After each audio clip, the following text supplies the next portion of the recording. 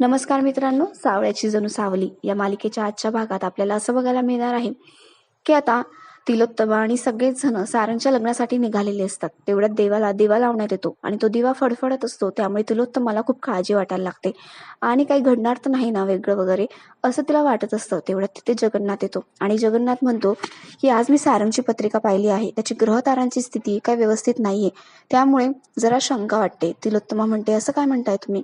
पण तुम्ही जे सांगाल ते आम्ही करायला तयार आहोत. अगदी माझ्या मुलाच्या जीवावर बेतणार असेल ना तर हे लग्न थांबवायला पण मी तयार आहे. जगन्नाथ म्हणतो की आज जर याचं लग्न झालं ना तर येणारी लक्ष्मी याच्या आयुष्यात खूप आनंद आणेल आणि तुमच्या घरात देखील सुख समृद्धी सगळं काही नांदेल. पण एक अडचण आहे, मुलाच्या आईला तो लग्न सोहळा पाहता येणार नाही. हे ऐकून आता सगळेच जण खूप शॉक झालेले असतात. पण मात्र जगन्नाथला त्याचा प्लॅन कसा काय वर्कआउट होईल हे बघायचं असतं आणि म्हणूनच तिलोत्तमाला त्याला तिथून घालवायचं असतं.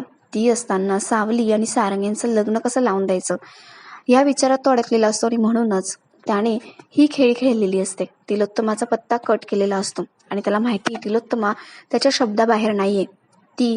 तो जे सांगेल ना ते करायला तयार होईल याची त्याला खात्री असते आणि म्हणूनच सावली आणि सारंगचं लग्नासाठी त्याची सगळी धडपड चालू असते. इकडे भैरवी आता सावली आणि तिच्या घरच्यांच्या गाडीसमोर गाडी घेऊन उभी राहिलेली असते आणि म्हणते की लग्न करायचंच आहे का तुम्हाला? ठीक आहे, मग ह्या अप्पूच्या आजारासाठी मी जेवढे काही पैसे खर्च केले ना ते सगळे माझ्या हातावर टेकवायचे आणि मग पुढे जायचं. मी पण बघते तुम्ही कसं जाताय ते. आणि आता तिने सुद्धा सावलीला लग्न करण्यापासून अडवलेलं असतं. जगन्नाथने सावलीला आपली मुलगी मानलेलं असतं आणि म्हणूनच त्याची इच्छा असते की सारंगसोबत तिचं लग्न व्हावं. शिवाय सानिकाचा बदला सुद्धा त्याला घ्यायचा असतो आणि म्हणूनच सावलीचं आता ज्या मुलाबरोबर लग्न ठरलेलं असतं त्या मुलाला सुद्धा जगन्नाथने गायब केलेलं असतं, जेणेकरून सावली आणि सारंग यांचंच लग्न होईल. आता जणू काही नियतीच्या मनात सुद्धा हेच असतं. म्हणून भैरवी सुद्धा तिथे आलेली असते सावलीला अडवण्यासाठी आणि बरोबर जगन्नाथच्या प्लॅननुसारच सगळं काही होत असतं. तर मग येणाऱ्या एपिसोडमध्ये आपल्याला असं बघायला मिळेल की सारंग आणि सावली यांचं लग्न होतंय. आणि ह्याच्या इंटरेस्टिंग अपडेटसाठी तुम्ही आमच्याशी कनेक्टेड राहा आणि त्यासाठी आमच्या चॅनलला सबस्क्राईब करा.